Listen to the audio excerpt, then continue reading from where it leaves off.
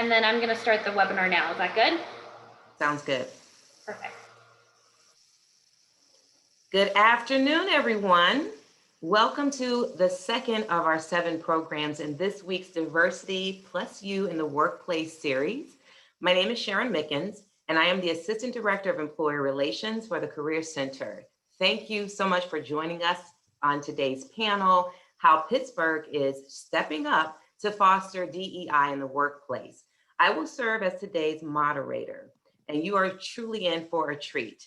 Before we get into introductions of today's distinguished panelists, I want to invite any of our Pittsburgh Oakland campus students who are on the webinar right now to take advantage of OCC credit, and go ahead and scan the QR code there on your screen, or go to the website to get to enter your information for OCC credit. If any join us as we continue in today's webinar, we will post that at the very end as well. So let's get into introducing today's panelists from Vibrant Pittsburgh, PNC, and CMU. Let's get started with the team from Vibrant Pittsburgh. Today we have Laura McKnight. Laura is Vibrant Pittsburgh's Chief Operating Officer and Vice President of Programs and Services. Laura is responsible for operational strategy and programmatic development at Vibrant Pittsburgh. She's driving change and advancing diversity, equity, and inclusion in the Pittsburgh region. Laura has developed and facilitated a variety of programs to accelerate the adoption of best practices in DEI, including the Diversity and Inclusion Forum, Next Generation Council. We're going to learn a little more about that later. PGH Newcomer Connect, the Vibrant Index, which we'll also learn more about, and Vibrant Talent Consultants. Laura received her Bachelor of Science in Psychology from Illinois State University and holds an MLIS degree from the University of Pittsburgh. Welcome, Laura. Also joining from Vibrant Pittsburgh is the Assistant Vice President of Membership Development and External Relations, Gina Winstead. Gina joined Vibrant Pittsburgh with over 15 years of professional experience in executive management, entrepreneurship, business development, and consulting for nonprofit, corporate, and community growth. Gina is a strong advocate for tech equity and inclusion, as well as entrepreneurship. And she was named the first ever Director of Diversity and Inclusion at the Pittsburgh Technology Council, where she served in a dual capacity as Director of Member Engagement.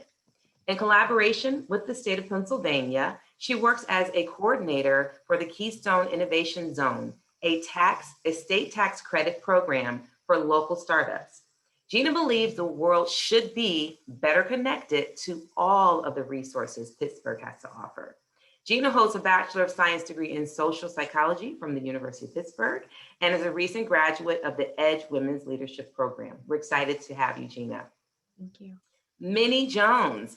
Minnie, a vibrant young talent in every sense of the term, is currently serving as AmeriCorps term with Public Allies and Coral Pittsburgh, where she's placed at Vibrant Pittsburgh as the Associate of Talent Engagement and Community Relations to carry out Public Allies' mission to create a just and equitable society and the diverse leadership to sustain it. In addition to the work Minnie does at her placement, she simultaneously serves on a small team to plan, implement, and evaluate a team service project in a Pittsburgh neighborhood addressing one of the 6 CNCS issues. Maybe she'll get a little further into that as well. Outside of Public Allies, Minnie is currently a full-time student pursuing a degree in mechanical engineering with a minor in civil engagement technology. Minnie has served on the executive board for a number of student organizations, including, but not limited to, Habitat for Humanity, Student Government Association, the National Society of Black Engineers, Concert and Chamber Choir, Improv, Film and Theater, and it's also a founder of an a cappella group.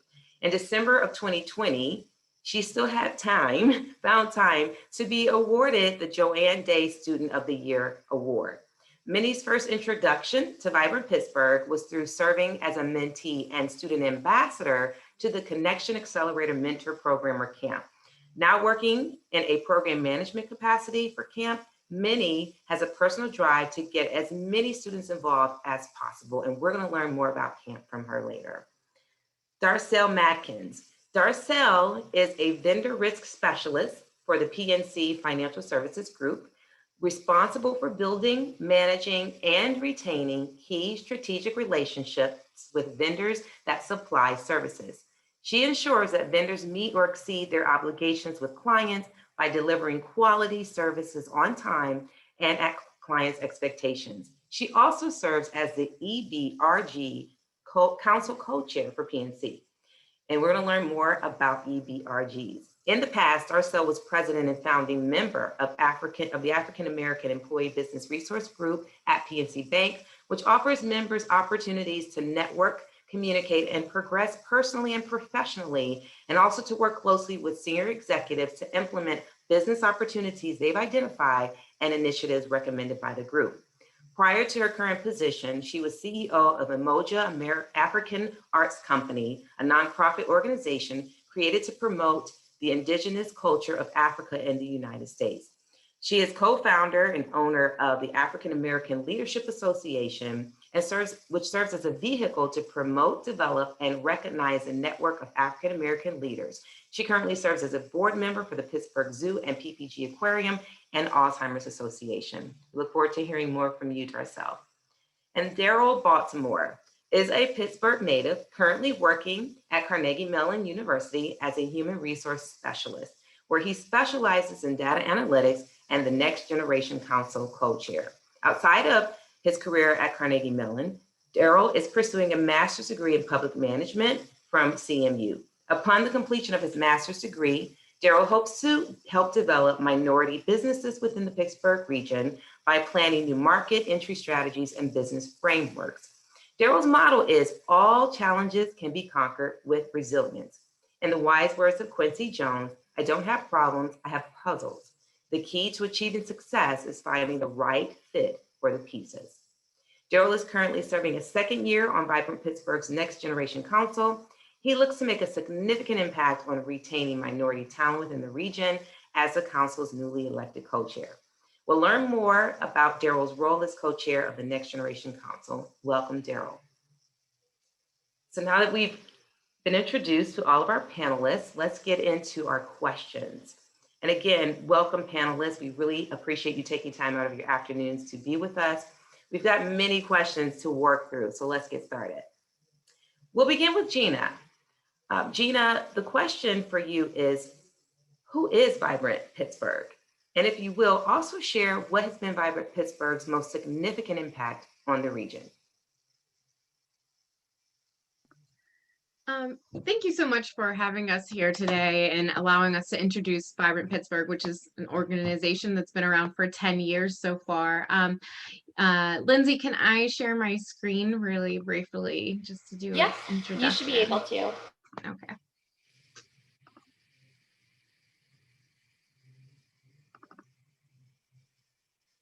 All right, let me know that that worked really quickly. Yes, it worked. Okay. Perfect. So Vibrant Pittsburgh is an economic development nonprofit that is working on the issues of attracting, retaining, and elevating diversity of talent here in the Pittsburgh region. Why are we doing that, and why is that important? Because we know that Pittsburgh is suffering from a lack of diversity right now and a loss of diversity in the region. And we also know that we need to spend some time educating corporations and businesses around the issues of diversity, equity, and inclusion. And now we're also looking much more at creating a sense of belonging and workplace inclusion that goes beyond just getting people in the door, but making sure that when they come in the workplace that they feel welcome, that they have a community that they can connect to, and that their voices are valued. Not just the voices of underrepresented people in Pittsburgh working for the companies here, but the ideas so that businesses can create and elevate and be innovative to the technology industry, which I'm personally very passionate about. So that's what Vibrant Pittsburgh has been doing for the last 10 years, is really working on how do we make Pittsburgh the destination of choice for people of color, for employment. So, those are some of the things that have made us who we are over the last 10 years. But what's making us a better company going forward is the fact that the Pittsburgh region is paying much more attention to the idea of DEI in the workplace. They are making many more bold statements around embracing equity and increasing the number of women and people of color and other underrepresented and underestimated folks. So we're excited to be able to assist those companies with that. And that's what we do as a membership organization, is help companies become that place of top choice for talent, like some of you on the call today that are trying to think about, where does my career take me, and what company deserves me as an employee and as a contributor going forward. Thank you. And are you able to speak a little more in depth about some of the significant impacts on the region that Vibrant Pittsburgh has been able to provide?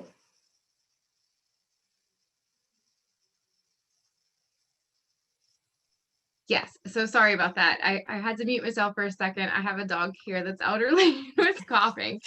But just to talk a little bit about why diversity and equity and inclusion matters, we at Vibrant Pittsburgh collect a lot of data, and that data has to do with the effects of inclusion in the workplace.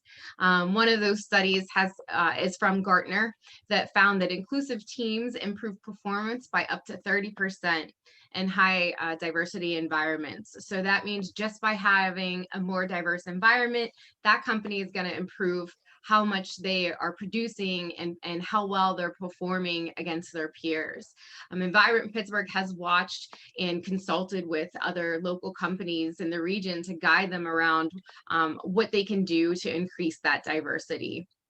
Some of the other studies here talk about how gender diversity really increases revenues and innovation and the ability to feel welcome in the workplace. So we know that we have these statistics here. We know that we have research study after research study that proves why it's so important for companies to take what we say about workplace diversity, and not just diversity, but inclusion. That's the act of making sure that their voice is heard, and also creating opportunities for equity is so vital. So some of the things that we do is we've consulted with different companies to offer opportunities for scholarships for young diverse talent, young Black talent from local colleges and local high schools. That's something we're really excited to do. And we've been partnering with our Connection Accelerator mentorship program camp, which Minnie can fill you in on some details about that. But we also have many different councils that we interact with to help create this sense of belonging and inclusion. So we have this Next Generation Council, which Darrell will talk to you about. And we have this Employee Business Resource Group Council, which Darcel will cover for you as well. We're creating opportunities for people to come out of their shell and talk about things that they might not feel comfortable to talk about internally, and giving them a place where they can really voice the way that they feel and then try to implement change. Sometimes that change comes through employee resource groups, which are a set of groups that exist within larger corporations and businesses of specific affinities. So you may have a women in tech group at a large tech company. You may have a Black professionals group at a large financial institution. And these groups are really vital to helping move through initiatives and assisting companies with looking at different ways to market to diverse and underrepresented communities, Black and brown communities, that they just don't have the perception or have blind spots in seeing. So Vibrant Pittsburgh does a lot of work there too. We do a lot of things in a lot of different areas. Thank you very much, Gina. That's fantastic. And we always appreciate examples that kind of measure those outcomes. You said that Pittsburgh is making bold moves to bring more inclusive and diverse individuals and workers to the community. And you're also helping companies become a place of top choice for underrepresented people of color, those who are underestimated. And I'm sure there's a way to measure how successful companies are doing that. And I think that's what the Vibrant Index is all about. So I want to turn to Laura McKnight. Laura, if you can share with us, what is the Vibrant Index And how has it moved the needle forward in creating more diverse, equitable, and inclusive workplaces in Pittsburgh? And share examples as well. Thank you. Wonderful. Thank you so very much. I just want to make sure that my screen is sharing. If I can get a thumbs up from someone. Okay, great. So as Gina was saying, we do work in a variety of different capacities and ways. And what we're ultimately trying to do as Vibrant Pittsburgh in our region is to work within organizations specifically to make sure that they're getting the exposure, the education, and the experiences that they need to become destinations of choice for the employment of people of color. Now, why do we focus in on people of color? Well, we know that the future is diverse. We know that each generation is becoming more and more diverse from a racial and ethnic standpoint. And if you take a look at my slide here, you can see, and this data was pulled in 2018, my guess is that when our current census numbers come back in, we're actually going to see these numbers move closer to us. But as of 2018, they were estimating that over 50% of Americans were identifying with underrepresented groups. So that would mean in census language, individuals that do not identify as white, non-Hispanic. So what are we thinking about there? If we are getting more and more diverse, if we're getting a variety of backgrounds in individuals just in general in the United States, what does that mean for our workers? Well, obviously our workers are becoming more diverse. And what we know to be true about the Pittsburgh region is that it is less diverse than most regions of its size. In fact, it is the second least diverse region of the top 100 metro regions in the United States. So we have some work that we need to do in our region if we are going to attract and keep the best talent here in our region. And that's what we are focused on doing for our region's organizations. So how does the Vibrant Index play into that? The Vibrant Index is a collaboration between our organization and our largest membership group in the region for employers, the Allegheny Conference on Community Development. And what we came together to do is to see how we can move the needle as quickly as possible around getting organizations ready for the talent of today and the talent of the future. If we know that our region isn't as diverse as it needs to be, we need to be changing that very quickly. So we came together and we said, how can we do that? What needs to be looked at? What needs to be investigated? And what we saw was that there really was an opportunity for organizations to look at the best practices that are going on around the United States and around the world. So we brought together experts in diversity, equity, and inclusion, experts in human resources, experts in a variety of different experiences from underrepresented groups, and pulled together a listing of best practices. What we do is we encourage organizations to reflect on these practices, to look at what they're doing and to see where they could be doing more. So we have this year 10 diagnostic criteria areas that organizations go in and they fill out our diagnostic, and we ask them questions about these 10 areas. So for instance, written commitment and transparency. Has your organization publicly signed any sort of declaration saying, you know, we are working on being anti-racist. We are working on becoming as equitable and inclusive as possible. If an organization has, they check those boxes, they go through and they let us know what they're doing. And at the same time, they see all of the other things they could be doing in that area that we are recommending. So we're not only assessing these organizations, but we're making recommendations at the same time. And we know, again, from working with leaders in a variety of fields, that these 10 areas are incredibly important in building the infrastructure that needs to be in an organization to make sure that the sentiments that we hear expressed, especially over the last year, we've definitely seen in the United States a real spotlight on the systemic inequities that have been going on in our country since the very beginning. So we need to make sure that those sentiments are not just something that we're feeling, but that we're actually putting them into our processes, that we're operationalizing the changes that an organization needs to be as equitable as possible, regardless of what the climate is, in the United States. Whether we're talking about racism, whether we're talking about LGBTQIA+ issues, we need to make sure that we have fairness and equity built into our processes. And as you can see here with our diagnostic criteria areas, this year, at the very bottom, it says 2020 organizational response. We wanted to evaluate and see how our organizations were handling the pandemic and how they were handling that highlighting of systemic inequities. We aren't necessarily scoring organizations on this, but what we're doing is asking them, okay, how did you respond to your workers? Were you able to move them into a digital environment quickly? And did they have the tech that they needed to be able to work from home safely?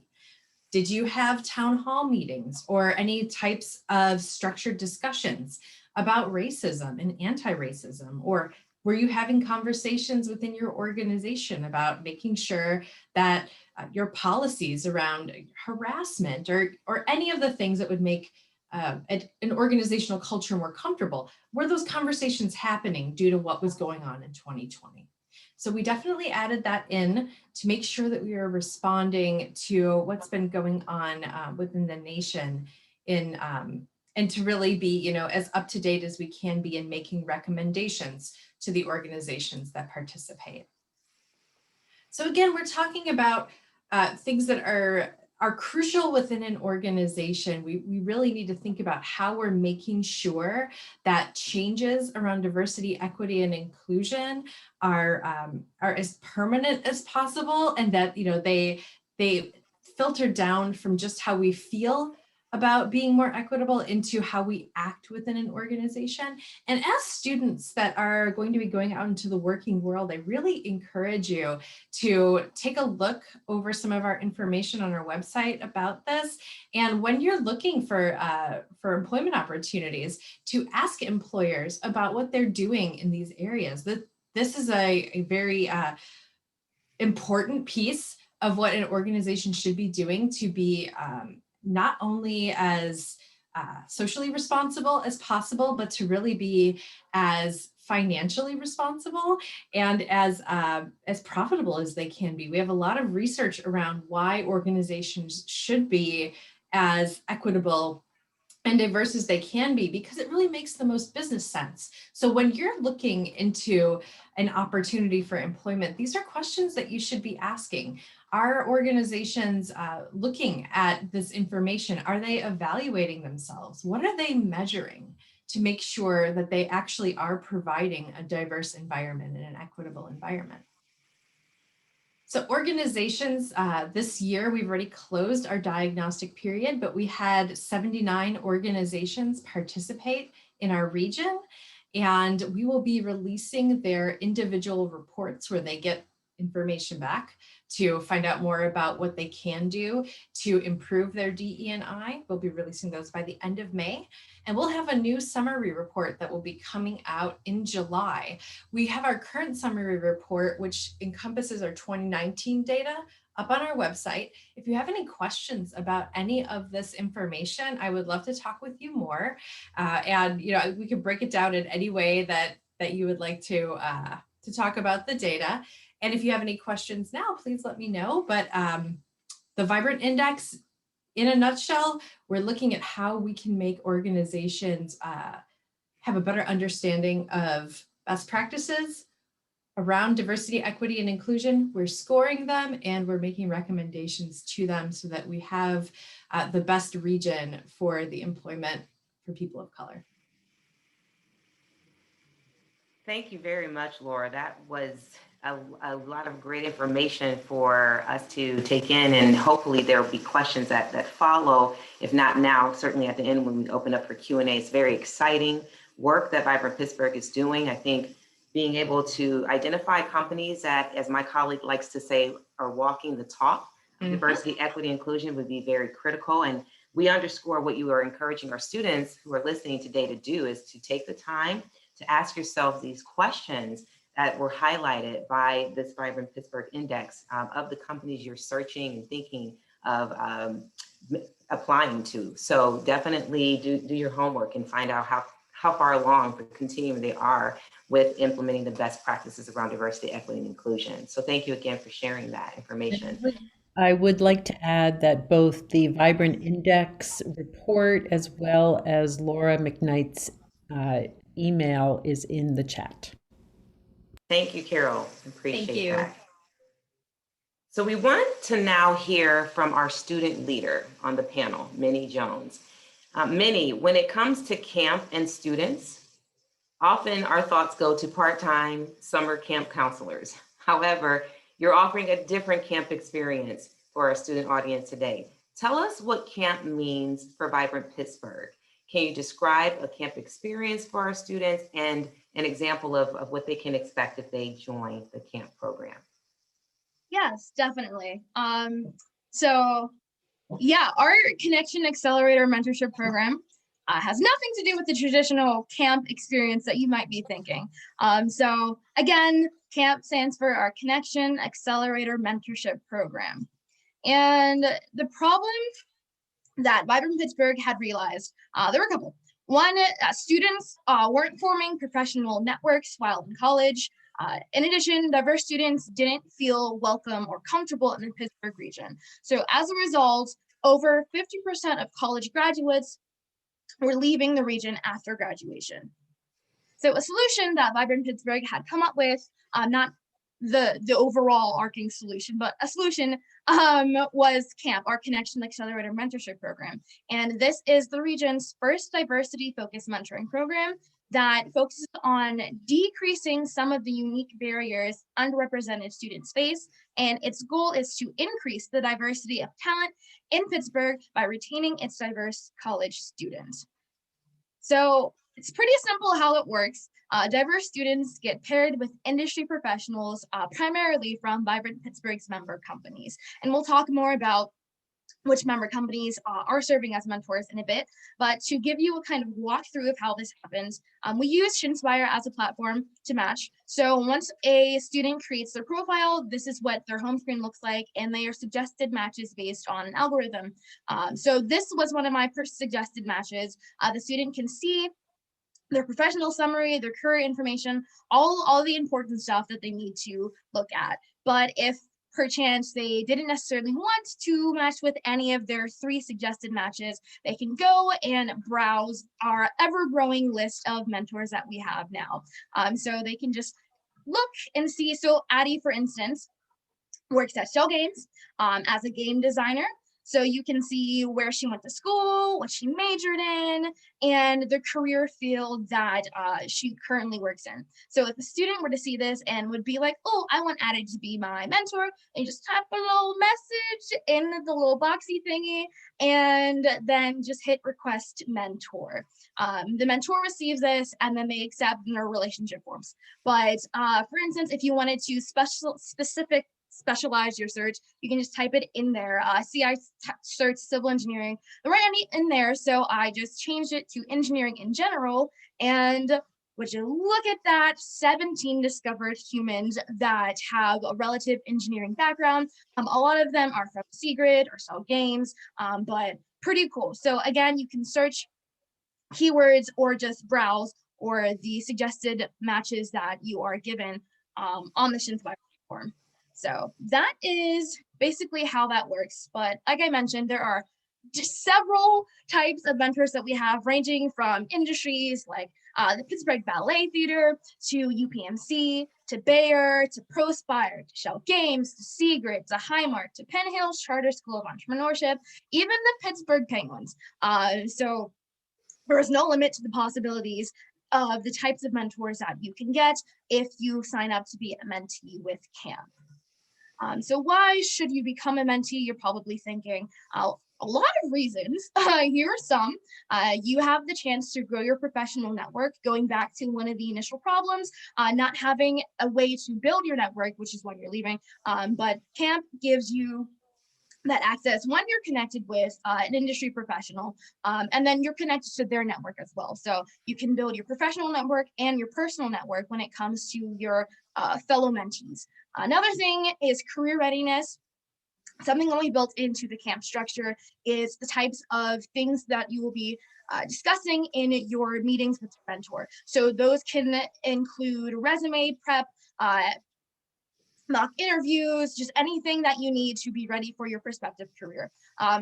You also get an inside look on your prospective career. So say I was to get a mentor in an engineering field, and a lot of times in our classes we are not really exposed to what is actually happening in the real world. You know, we read our textbooks and we see what's on the media or whatever, but having a mentor, especially a mentor from camp, lets you see like what the day-to-day life is. You can do some job shadows when, you know, COVID permitting allows that, but it gives you that inside look at your perspective. We also offer internship opportunities from our member companies, scholarship opportunities from our member companies. You get exposure to prospective employers. So again, having that connection with that professional, that industry professional, say they work at Bayer, then you have that you have that connection with that corporation and then their own personal network. So you got that little connection. Warm intros as well. Something that we recently did for one of our camp mentees, we did a series of warm introductions to some of our member companies because our student is nearing the end of their degree and they were looking for places to work, things like that. So I conducted some warm intros and those led to some informational interviews, which led to some job interviews. So these are the types of things that we do for our mentees, and our CEO and president, Sabrina Saunders-Mosby, also has agreed to start doing weekly mentee spotlights on her LinkedIn account, which is kind of huge because she has a lot of amazing humans looking at her profile. So these are just a couple of the reasons why you should become a mentee. But how do I do it? Very simple. First, you want to visit the platform. That's the vibrantpittsburgh.shinspire.org. I'll be sharing a QR code so you can just scan it with your phone.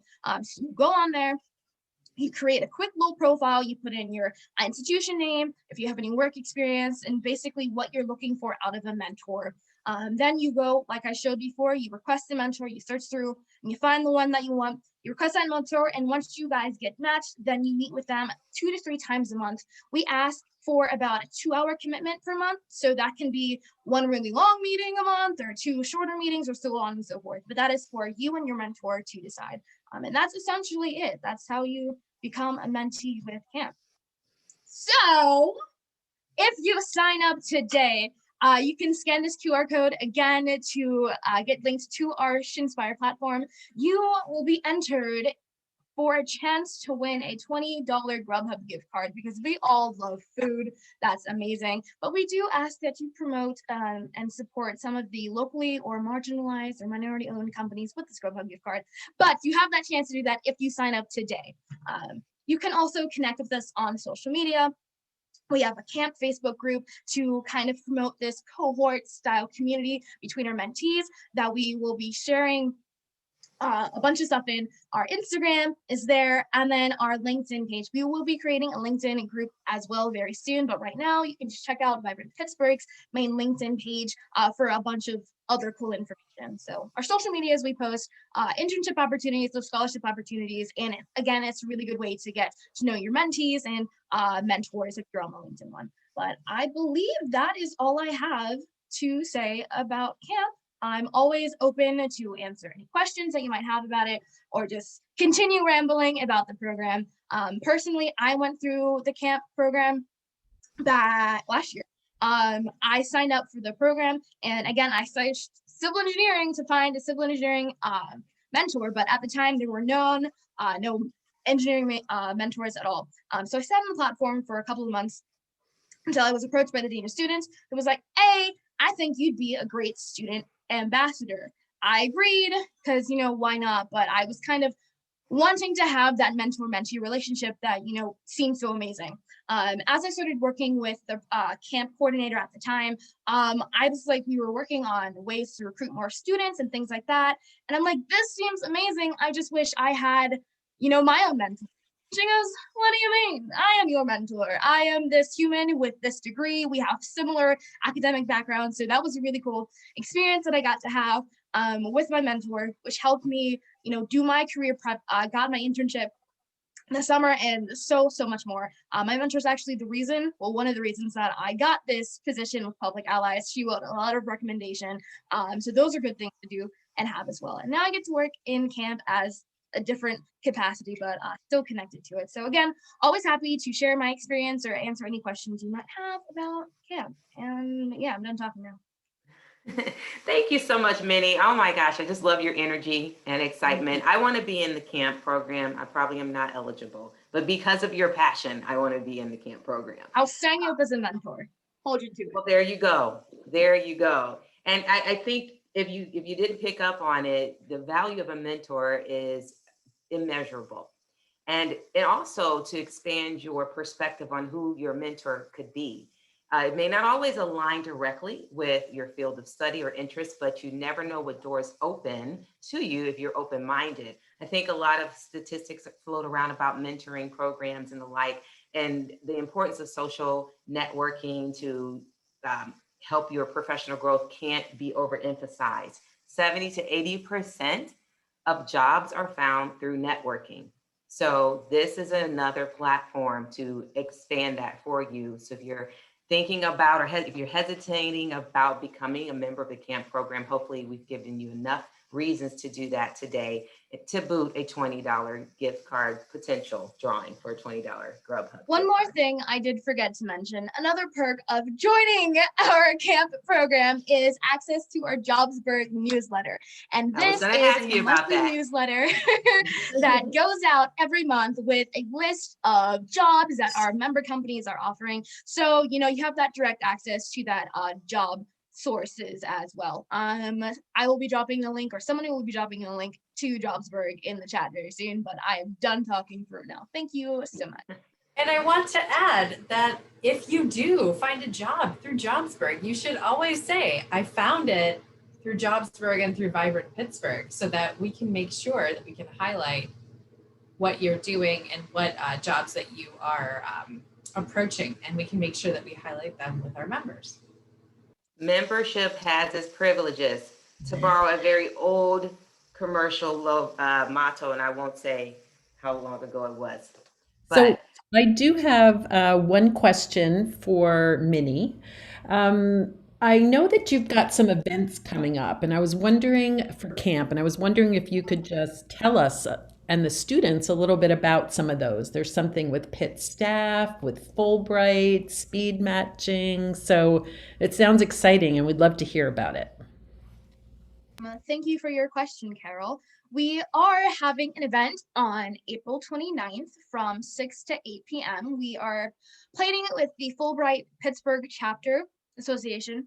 But essentially it is going to be a series of sessions for students and Fulbrighters who have returned because of COVID to help them just essentially navigating the workforce. So we have sessions like how to make your resumes be more appealing, a session talking about the challenges that underrepresented individuals face in the hiring process, a session talking about how to find a successful career without a four-year degree for those non-traditional students that will be attending, one about how you can fund your education through scholarships and service terms and all that fun stuff. So that link will be launching next week to register for it. Spots are limited. We are limiting 10 humans per session. So if you are interested in that, then sign up as soon as you see that, and you will see that posted on our social media. So another reason to follow us on there. And then right after that, we are going to be having a speed matching event. And that is for all of our mentees and mentors who are currently unmatched. It's going to be a cute little fun way to quickly get to know each other a bit more, and then to end up with a mentor or mentee in the end. We will be doing quarterly orientations as well in the future, but right now, April 29th is our upcoming event. Fantastic. Now, Minnie, if I can just dovetail on the question, you said specifically April 29th, that's getting close to graduation for some Pitt students. Is camp available for students after graduation? No, once you graduate, you're kicked out. I'm kidding. Of course it is. We offer it to students and young professionals as well. Any type of diverse identifying young professional, they don't even have to be young, just trying to navigate the workforce. Again, trying to address that problem of the losing of our diverse talent in Pittsburgh. We're trying to keep them in here. So if you are looking for a job and you'd identify as diverse, then, camp is Campus it. Awesome. Thank you. Well, one of our employers here represented on the panel is no doubt a very key employer within Vibrant Pittsburgh, very engaged. And we are so happy to have Darcel Mackins here to speak to and address some of this week's programming around diversity, equity, and inclusion in the workplace. And Darcel will help acquaint us with terms that may be new to a new associate, and that you're certainly here when you join an organization or a company as a new employee. And those terms are ERGs and EBRGs. So Darcel, let's start with the ERG. First, can you define an ERG? Is it the same as an affinity group? And if not, can you differentiate the terms and explain their functions in an organization? Yes.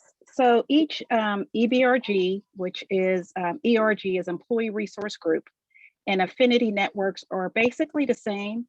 But sometimes in corporations, you see the affinity groups are mainly run by the individuals and the employees. The employee resource groups is morely ran within your HR diversity team, and your president or CEO may invest in it and say, hey, let's get this started. I believe in it. I want to make sure that we're able to help our employees bring their full self to work. Fantastic. So can you give some examples of ERGs and BERGs that are working very well within PNC? Absolutely. So PNC has several which we call EBRGs, which is Employee Business Resource Group. And later I'll go on with the differences of the two. We have African American EBRG, we have Asian American, military, IGEN. We also have a multicultural. So we have about over 72 EBRGs, but keep in mind PNC has over 55,000 employees. So we have them in all of our markets. Fantastic. So how can a new employee engage in an ERG? So I think there's 6 ways that a new employee can engage. First one is the intranet. Once you come in, and you'll see that there's an intranet that's not exposed to outside. You'll see that information posted there. But when you interview, a good way to get into the EBRGs and ERGs is talk to your HR recruiter. And a lot of times your managers, which is another way, should be informing you about all the initiatives and things that that corporation has to offer. So you have your HR recruiter, you have your manager, you have the intranet, and the other part is networking, which is a great way to get, out there and meet people and go to ERG events. And then the last one is your EBRGs, and some of them have what we call ambassadors. So all those ways you'll be able to get into EBRGs and learn about them. Fantastic. And once again, we hear the word networking. Networking doesn't stop once you are employed and join an organization. Continue to network and build your social equity as well. So you mentioned the EBRG, that PNC has EBRGs. Can you share an example of an accomplishment that PNC's EBRG achieved by making diversity and inclusion more of a success within PNC? So when PNC started our ERGs back in 2002, we called them ERGs. Then we changed it to employee business. We added the business because we have a retail component. So that's a great way to network and to get out there if you're in a retail area and you work in mortgage, you want to meet people to get mortgages, you want to network at those events. And a lot of times our ERGs and EBRGs hold those events so you can get out there to meet people. Another way is we do a lot of volunteering with a lot of our nonprofits. So if our ERGs and EBRGs volunteer, they're able to get a check, which is also can be long-term because it's a great partnership. So PNC is giving volunteer hours, we're giving you a contribution, but the other part to that is in our retail, we're able to bring you on as clients. So hopefully everyone heard that distinction. An Mhm. ERG is more closely aligned to an affinity group. It's something that's voluntary. An EBRG, more of a business resource group. It's given resources, additional resources by an organization in order for that group to accomplish goals that can impact the bottom line, if you will, products and services of the organization. So is there anything else you want to share about EBRGs, Forrest Arcel? I'll just add one component that I believe in. I'll add two, and this is something that when I talk to everyone, is the opposite of networking is not working. There's no other way to put it, but the opposite of not networking is not working. The other part is make sure you follow up. And then the second part to that, when you show up, follow up. If you show up to an event, just follow up with whoever you meet and say, hey, I met you. You'll be surprised how many people will reach out to you. And when they have that open job, you're the first one they'll call. Absolutely. Thank you so much for sharing those Mhm. perspectives. So we've heard from the perspectives of DEI in the workplace itself and how one can navigate resource groups to embed oneself into an organization as a person from a diverse community. Just as important as it is to feel supported, embraced, and celebrated from the diversity one brings to an organization, the same holds true for the community one calls home. And an important aspect of diversity of a community is different generations that call community and the city of Pittsburgh home. A thriving city must have a pulse on the next generation. So Vibrant Pittsburgh spearheads this effort through their Next Gen Council. I'm going to turn to Daryl to unpack this further for us. Daryl, can you briefly explain what the Next Gen Council is and describe a typical Next Gen Council member? No problem. So with the Next Generation Council with Vibrant Pittsburgh, basically we're a collective of individuals from the Western PA area. So we're all different companies such as PNC, UPMC, Dollar Bank, and because we're a community and we're a council that basically we have quarterly meetings where we discuss diversity and inclusion and ways of engagement within the office.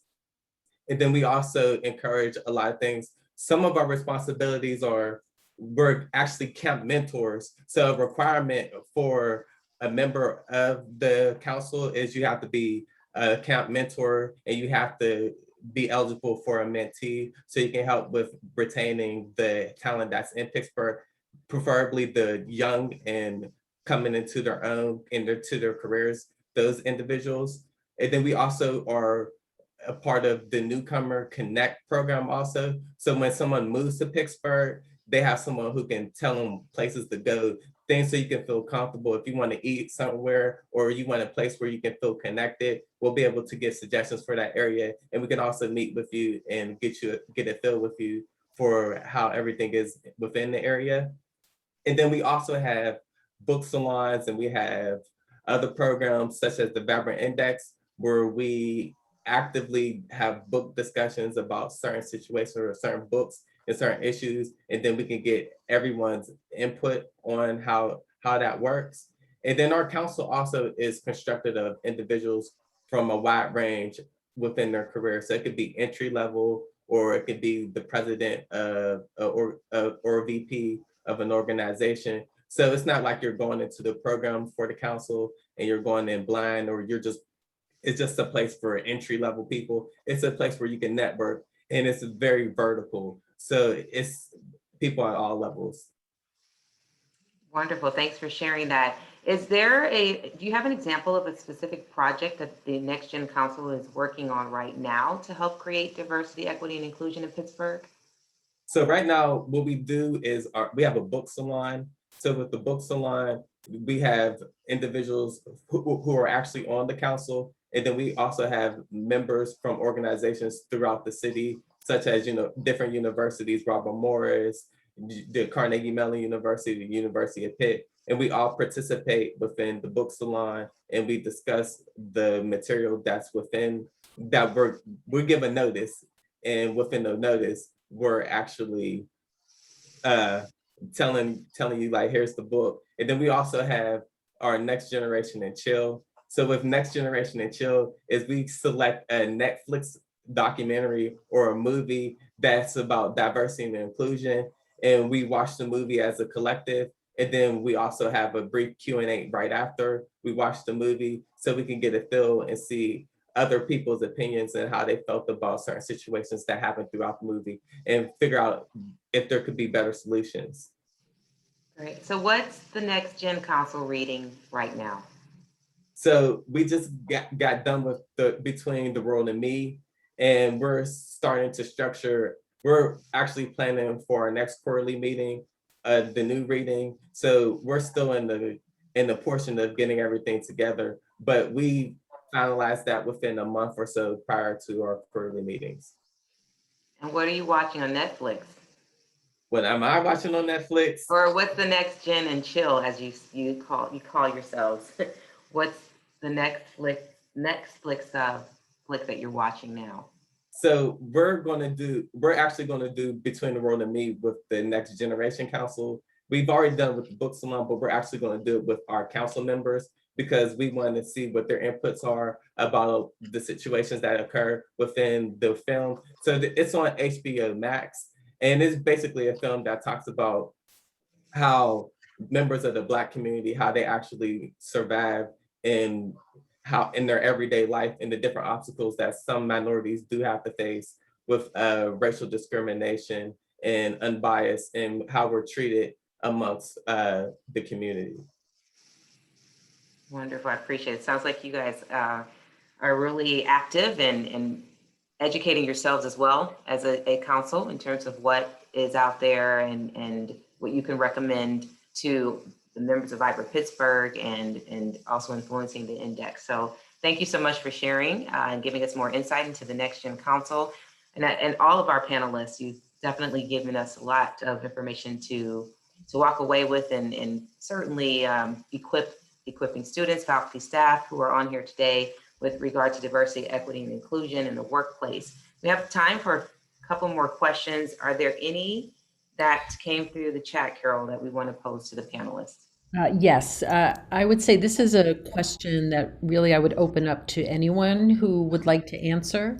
So as a new graduate, how do I ask about diversity, equity, and inclusion in an interview in order to find out what the company is doing to make diverse employees feel welcome and have equal opportunities?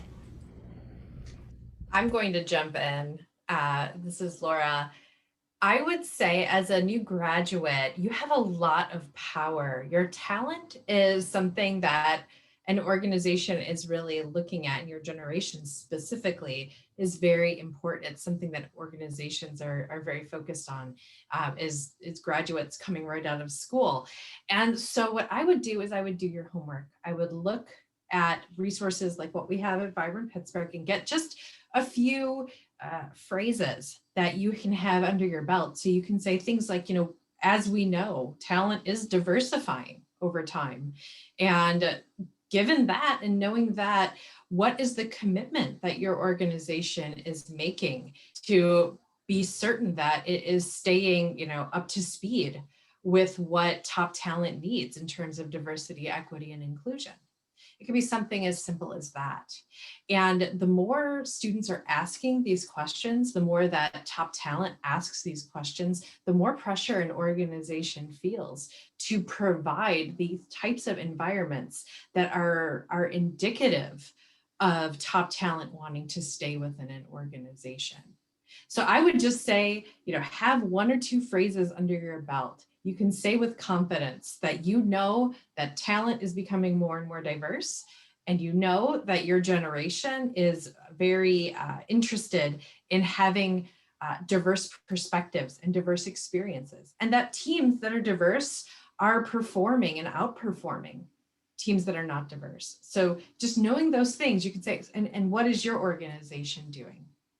What's the future vision for this organization around diversity, equity, and inclusion? And you'll set yourself apart by asking those questions. I agree.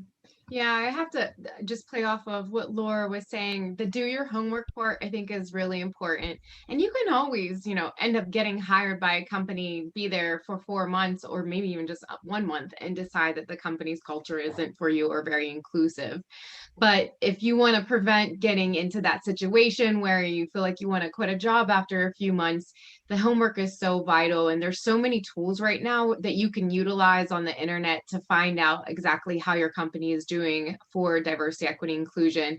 I know you all have probably heard of Glassdoor as a resource for finding out how much you should be paid at a company or what an employee's experience is, but they've just added a layer of diversity, equity, and inclusion surveying on Glassdoor, so you can see how diverse employees that have worked there are rating and viewing that employer.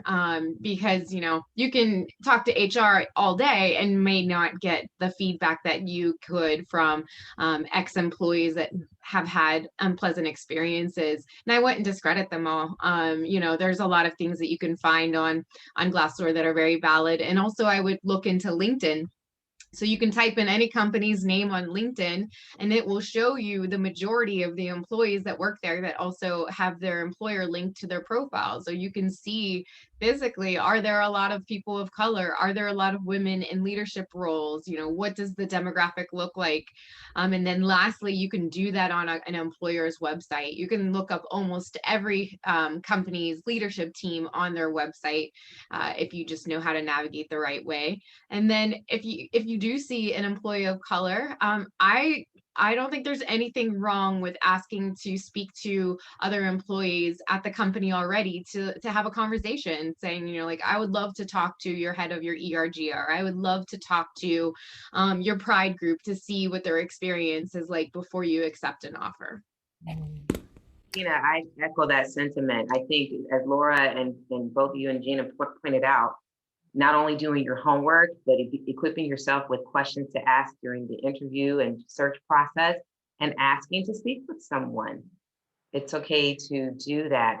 And then the last thing I'll add to that is if you are on the company's LinkedIn page, look to see or go to your alma mater and see if there are any alumni who work for the company that you'd be willing to reach out to. And many alumni who have a LinkedIn profile want to be heard. They want to hear from current students. So certainly take advantage of the alumni base at those organizations and ask questions of them as well about their experiences. We're there. Oh my gosh, we're right at the minute. So wanting to respect everyone's time. This was certainly a very great panel. We learned a lot from our panelists today. We've learned about how Vibrant Pittsburgh, through its various programs, is hard at work at building a thriving and inclusive Pittsburgh region for all who call Pittsburgh home. And they're working in concert with employers like PNC to attract, retain, and elevate diverse talent in the region. So thank you again, each of our panelists, for sharing your knowledge and expertise with us today. This has been a very rewarding and enriching conversation and dialogue. And I know the students, faculty, and staff who are on the call today have walked away with a lot of knowledge to utilize in their workplaces as well. Thank you, students and faculty and staff, for joining us today. I have no doubt you've taken away valuable information. Our panelists' bios will be put in the chat. If someone can put that in the chat, that would be great. But I'm sure, as already mentioned, you should network. So they will be open to you reaching out to them on LinkedIn, right, panelists? Yes. Okay. Awesome. And we encourage all of our students to continue to engage with us during this week's Diversity in the Workplace programming. I'm just going to throw in the chat really quickly the rest of our programming that we have going on for the week. So thank you again. We'll email the bios to the participants. So that's another benefit you get. But here's the rest of our program for the week. Thank you, panelists. Have a fantastic rest of your day. Thank you. Thank you. Thank you. Thank you.